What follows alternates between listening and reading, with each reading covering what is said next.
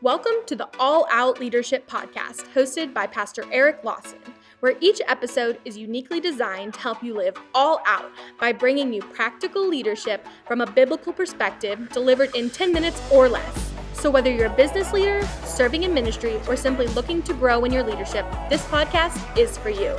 Before we dive into this week's topic, make sure to subscribe to the podcast and download the show notes at ericlawson.com/podcast. And while you're at it, feel free to share the content on social media. Now, let's join Pastor Eric for this week's conversation. Welcome to another edition of the All Out Leadership Podcast. We are looking at the leadership of Jesus for the next couple weeks. Last week, we looked at Jesus dealing with this epidemic disease plaguing our culture today, and that is FOMO, the fear of missing out. Jesus had that same challenge. I think we have it in epic proportions today. Social media has fueled this at epic levels. I want to go ahead and look at just some practical things that you can just expect from God and how he leads us, and probably from your leader and how they might lead you. And if you are a leader, you can go, I'm not crazy because I've actually been leading in some ways like Jesus. So here we go. Mark chapter 9, verse 2. After 6 days, Jesus took Peter, James, and John with him and led them up a high mountain where they were all alone. And there he was transfigured before them. Now, Jesus had 12 disciples. We know that he even had more because there was the 70 that he sent out, and there would even be more that would have been consistent followers of Christ. And he only took 3. He took his executive team. When you look at church history, his executive team was Peter, James, and John. He took the executive team off to a retreat. It was a very glorious Shangri-La retreat up on a mountaintop, breathtaking views. God the Father appears, Moses, Elijah. It was a very breathtaking experience. Number one, there will be times you are not included. Just know it. There are going to be times inside of your life that God does something in somebody else's life that he didn't do for you right then. There's going to be times your boss takes certain people to lunch and they didn't take you. They go on a treat and you didn't get to go. They went on a trip and you didn't get to go. And there's just those times that you are left out. It's what you do inside of those times when you feel excluded and how you manage your heart. Secondly, there will be times that you are not included and you're not given an explanation.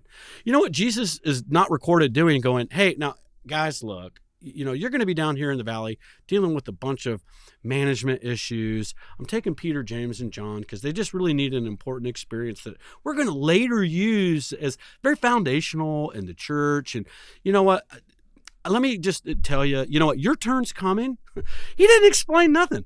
He didn't explain why. And you know what? He didn't even say your turn's coming. In fact, their turn did not ever come. And you just have to be able to manage and know inside of your heart that there's just times ministry's not fair. Jobs aren't fair.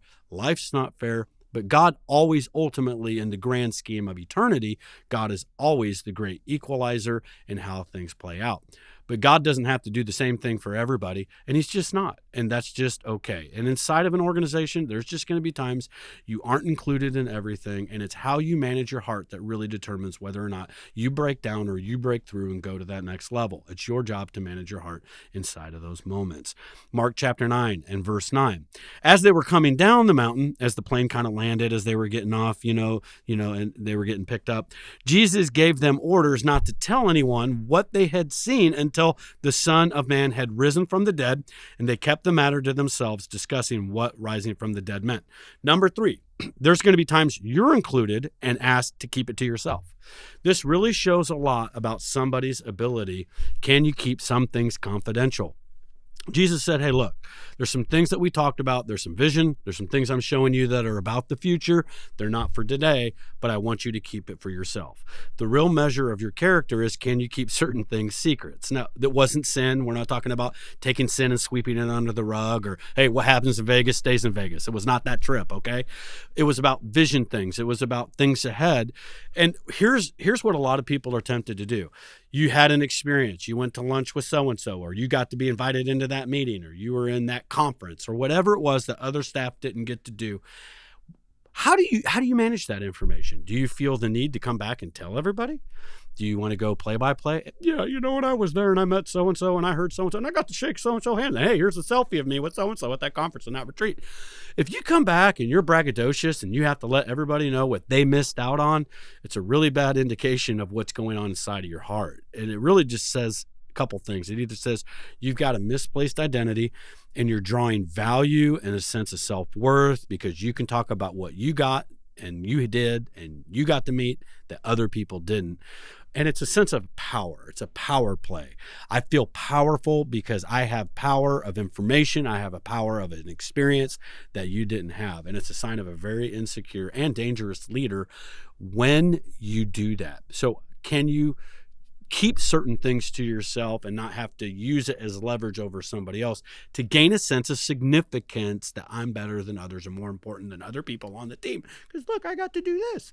I have had staff over the years that dealt with this, and I'm going to say have a few staff that still deal with this. And you know what? I love them, and Jesus didn't fire them because they had, insecurity issues, because the reality at the end of the day, we all have some insecurity somewhere. It just manifests a little bit differently, okay? So I'm not a perfect leader either, and I struggle with stuff too. I'm a work in progress. So it's not like, hey, we're going to go out and just fire people, and I haven't actually ever fired anybody over this. I try to pastor them through it. I try to go, hey, let's talk about this. What drives this? What's behind this? What fuels this? Why? And so I have some staff right now. We've had some conversations about some of these things. And you know what else I like to do? I like to do what Jesus does. I test them. Sometimes, as loving and graciously as I can, I intentionally create opportunities that I know are going to fuel that insecurity. Why? Because it allows it to come to the surface so that they can face it, so that they can deal with it, so that God can heal it, so that it can actually move on. Jesus talks about the vine that bears fruit and branches that don't. He prunes the ones that don't so that the others that are fruitful can bear more. As leaders, there's just times you create little tests and little scenarios so you can address these things, not because you're vindictive, not because you're harsh or mean, but because you're wanting them to become more fruitful. But if this isn't dealt with, or God isn't allowed to heal this, they're going to limit their potential inside of the organization or on side of your team. All right, Mark chapter 9, verse 14. We'll close with this point. And when they came to the other disciples, they saw a large crowd around them, the teachers of the law, arguing with them. What are you arguing about with them? He asked. And a man in the crowd answered, Teacher, I brought to you my son who's possessed by his spirit and has robbed him of speech. Whenever it seizes him, it throws him into the floor at the Target aisle because he didn't get what he wanted. Oh, I'm sorry, I got distracted there. Wrong version. Whenever it seizes him, it throws him to the ground. He foams at the mouth, gnashes his teeth, and becomes rigid. And I asked your disciples to drive out the spirit, but they could not. And Jesus goes, oh, you unbelieving generation, how long shall I stay with you? It's actually probably my favorite Bible verse. Next to Moses said, God, if you're going to treat me this way, just kill me now, complaining about the people he had to lead. Not that I've ever had difficult people to lead, okay? You're listening to this podcast. It actually tells me you're one of the best. So love you. Good job.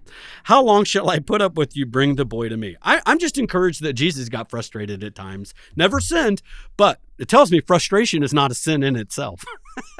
There's just times you go, oh my gosh, how long do we have to deal with this? So number 4, there are going to be times you're not included and it's not fair and it's not fun, because there's times you might not have been the one on the mountaintop. You were the one in the valley dealing with the problems. So here's what the other 9 disciples dealt with. They dealt with arguing religious leaders. That sounds familiar. Pastor, this church isn't deep enough. Pastor, we need this. Pastor, we need this regulation. We need to be more da-da-da-da. We've had it. Unbelieving parent. An unbelieving parent. I can't believe that your disciples couldn't fix all the neglect that I had in my child's life for the last 9 years. And I brought him to a service one time and your disciples and Sunday school leaders couldn't fix that. And a demon-possessed child. Again, the kid we've all seen at Target on the ground throwing a tantrum, screaming because he didn't get what he wants. Moving right along. And a noisy crowd. They had to deal with all those things. And you know what? It wasn't fair and it wasn't fun. And Jesus never one time apologized. Now, here's what we do know.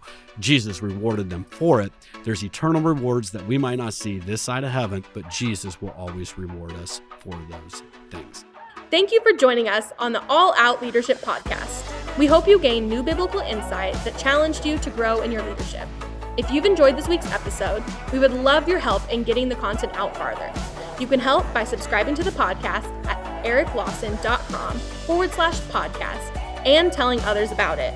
Next week, Pastor Eric will be back with another episode.